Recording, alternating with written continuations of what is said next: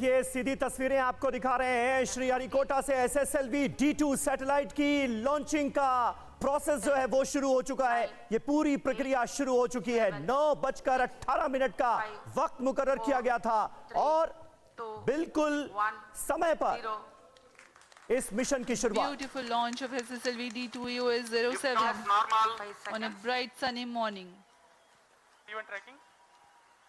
प्रज्वलन और सफलतापूर्ण उत्थापन SSLV D2 प्रोमोचकियान का अपनी उद्दिष्ट कक्षा की ओर SSLV D2 EOS-7 mission. We have confirmation from the Range Operations Director of the normal performance of Stage 1, which means close to 2,600 kilonewtons thrust.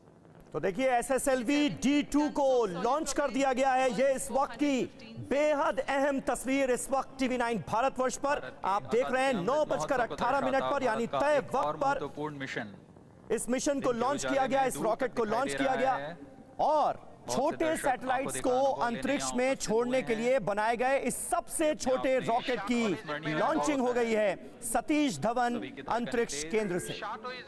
ये second edition है क्योंकि अगस्त के महीने में जब इस मिशन को अंजाम देने की कोशिश की गई थी तो वेलोसिटी को लेकर थोड़ी दिक्कतें आई थी, थोड़ी परेशानी हुई थी और उसके बाद रॉकेट में कंपन हुआ जिसकी वजह से ये मिशन नाकामयाब रहा और उसके बाद जांचा गया, परखा गया और उन तमाम कमियों को दूर किया गया।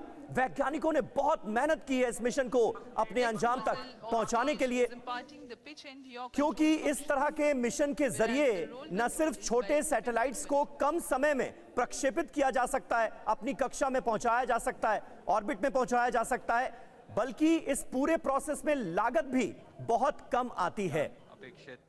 तो इस लिहाज से अगर देखा जाए तो अंतरिक्ष विज्ञान के क्षेत्र में और आत्मनिर्भर भारत के दिशा में ये अपने आप में एक बहुत बड़ा कदम है।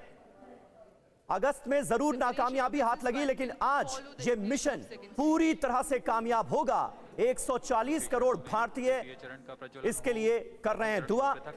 ये सीधी तस्वीरें आपको दिखा रहे हैं और अभी तक जो जानकारियां सामने आ रही हैं तय समय पर द्वितीय चरण का प्रज्वलन शुरू हो चुका है। ये मिशन जो है इसे शुरू किया गया और अभी तक किसी तरह की कोई दिक्कत महसूस नहीं की गई।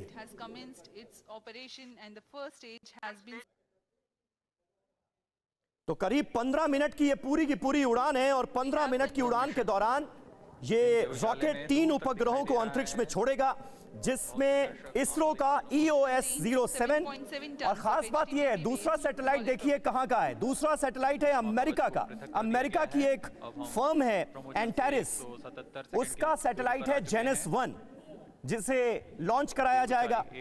इसके अलावा चेन्नई की एक स्टार्टअप कंपनी है आजादी सैट 2 सैटेलाइट है उसका, वो भी इन 3 उपग्रहों की लिस्ट में शामिल है।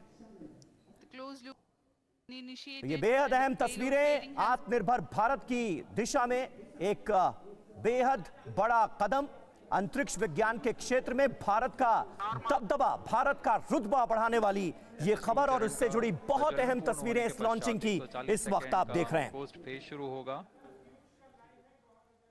और इसरो ने जो इस मिशन के बारे में जानकारी दी है उसमें कहा गया है कि धरती की निचली कक्षा में 500 किलो के सैटेलाइट को निचली कक्षा में छोड़ा जा सकेगा इस मिशन के जरिए। Shar Bangalore continue to track. Trivandrum and Port Blair stations have started to acquire. और इस वक्त साइंटिस्ट गौहर रजा साहब इस वक्त हमारे साथ फोन लाइन पर मौजूद हैं। गौहर रजा साहब, ये कितना बड़ा मौका, क्योंकि अगस्त में जब इस मिशन को अंजाम देने की कोशिश की गई तो कुछ खामियां भी आई, वेलोसिटी को लेकर दिक्कत हुई और उसके बाद फिर से तैयारियां की गई और आज एक बार फिर ये मिशन कामयाबी की रफ्तार पकड़ता हुआ नजर आ रहा है। कितना बड़ा मौका आप मानते हैं इसे? देखिए, हर मौका जो टेक्नोलॉजिकल एडवांसमेंट या साइंस के लिए जरूरी होता है वो बड़ा मौका होता है हम साइंटिस्ट के लिए। सवाल ये नहीं है कि कोई मिशन कामयाब हो गया और अपने ऑब्जेक्टिव पे पहुंच गया या नहीं पहुंच गया। सवाल ये है कि हमने कहाँ तक उसको पाने के लिए कोशिश की और उस कोशिश से हमने क्या सीखा। बिल्कुल बिल्कुल। पिछली बार जो नाकामयाबी हुई थी और हमारे कई प्रोजेक्ट्स में हो चुकी है, दुनिया भर में हमसे कई ज्यादा नाकाम प्रोजेक्ट्स ही ने रास्ता दिखाया है कामयाबी का। तो साइंस में और टेक्नोलॉजी में खासतौर से इसरो के लोग, के साइंटिस्ट को, कलीग्स को मुबारकबाद बार बार देनी चाहिए कि उन्होंने हिम्मत कभी नहीं हारी है। उन्होंने कभी ये नहीं कहा कि चलिए फेलियर हो गया तो अब खत्म हो गई बात, अब हम ट्राई नहीं करेंगे। और यही तरीका होता है साइंस एंड टेक्नोलॉजी में कामयाबी का तरीका। मैं समझता हूँ कि इसरो ने बहुत डाइवर्स तरीके के अब एक्सपेरिमेंट्स करना शुरू किए हैं जो नए रास्ते खोलेंगे। इसमें मिनी व्हीकल्स से लेकर के और स्काईलैब तक का प्रोजेक्ट अब हमारे सामने है।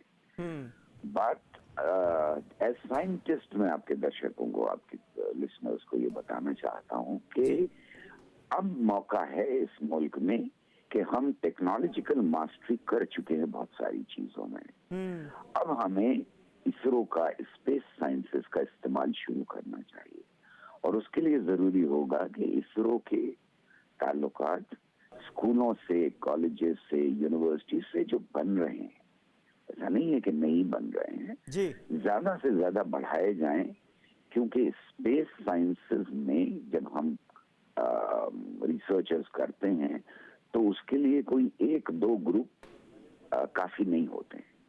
उसके लिए बहुत बड़े नंबर के ऊपर साइंटिस्ट के ग्रुप्स की जरूरत होती है। बिल्कुल बिल्कुल। मेरे ख्याल में अब मुल्क को वो नेटवर्क बनाने की जरूरत है। मैं बहुत खुश हूँ कि इसरो ने एक बार फिर ये उम्मीद जगाई है मुल्क के अंदर और ये बड़ा काम है। बिल्कुल, बहुत बहुत शुक्रिया गौर रजा साहब, जाने माने स्पेस साइंटिस्ट हमारे साथ मौजूद थे। और ये जो पूरा अभियान है, जो पूरा मिशन है, ये आने वाले वक्त के लिए कैसे नए नए रास्ते खोल रहा है, इसके बारे में उन्होंने डिटेल में हमें बताया। बहुत बहुत शुक्रिया।